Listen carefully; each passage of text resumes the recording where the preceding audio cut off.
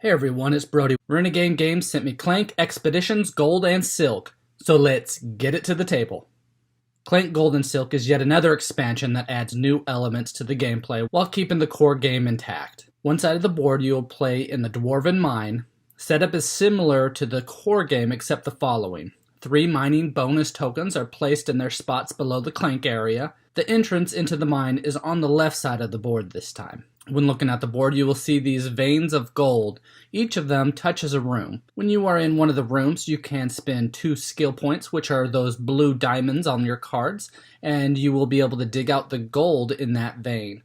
You will take that amount shown of money from the bank and place one of your Clank cubes on the number shown that shows that you already dug out the money there. No other players can dig in the same vein as another player, so make sure you plan your moves accordingly. After digging in a vein, you are not allowed to use any more boots or move further for the rest of that turn. Keep in mind though that at the end of the game, players will earn those bonus tokens for the number of veins mined. The player who mined the most, regardless of their values, gets the 20-point token. The player who mined the second most gets the 10-point token, and the player who mined the third most gets the 5-point token.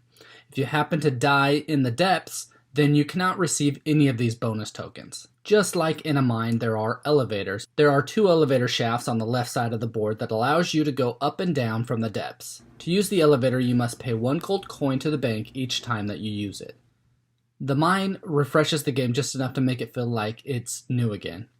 You use the same cards from the base game, and if you're familiar with the base game, this expansion will only take about 5 minutes to learn and understand the new rules. Yet, the game feels totally different due to the new board, the veins of gold, the elevators, and the bonus tokens for mining out the gold, which changes your strategy when playing. The Dwarven Mine focuses on the gold aspect, but you might be thinking, where does the silk come in? Well, if you flip the board to the other side, then you will play the Spider's Queen layer.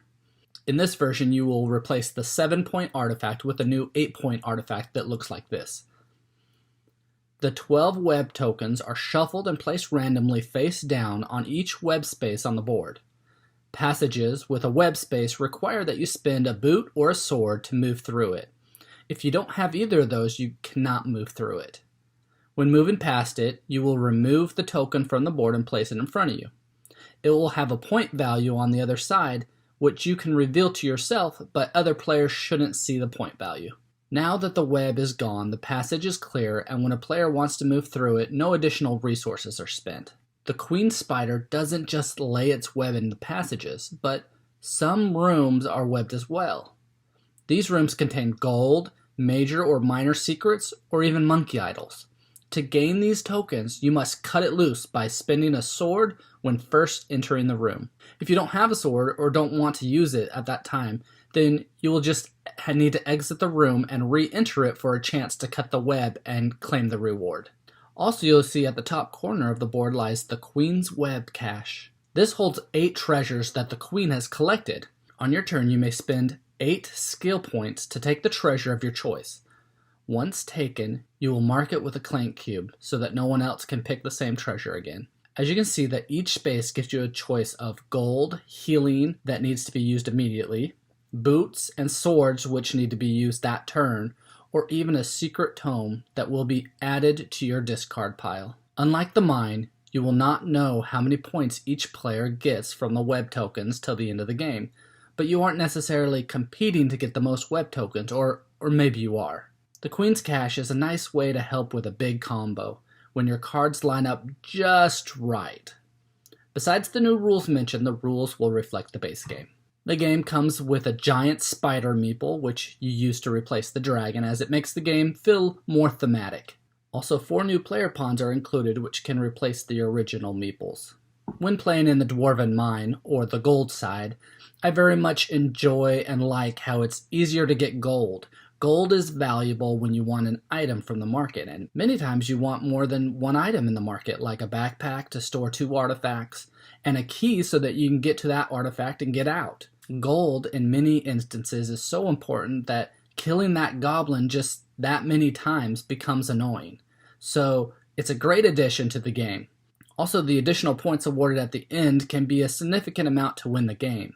It also helps you use your skill points when you don't want any of the cards to add to your deck, or when there are no cards for 2 skill points. The elevator on the side also makes it a little bit easier to get out from the depths, because once someone gets out, remember the time is ticking. On the silk side of the board, the additional action to cut the loot from the wall, from the room, is just so thematic that I love the idea of it. Also, becoming the first to use your boots or swords to open new pathways and gain extra points becomes important on this side. I like how the other players don't even know how many points you might be getting by opening up these passageways and cutting the web away. But be careful, because sometimes you will want to use those boots and swords on something more important like movement and killing monsters so you don't lose life. Also, the spider web on the top of the board that uses the 8 skill points to unlock is a great way to cost some good combinations and to purchase more of something that you need at that time in the game. I definitely enjoy the expansion and would recommend anyone that has the base game that they need to add this to their collection. The price is just right, and the variety is added to the game is just so great that it's hard to say no. I'm excited to see what other expeditions come in the future. Again, this is Clank Expeditions Gold and Silk. If you like what you see, then go buy it.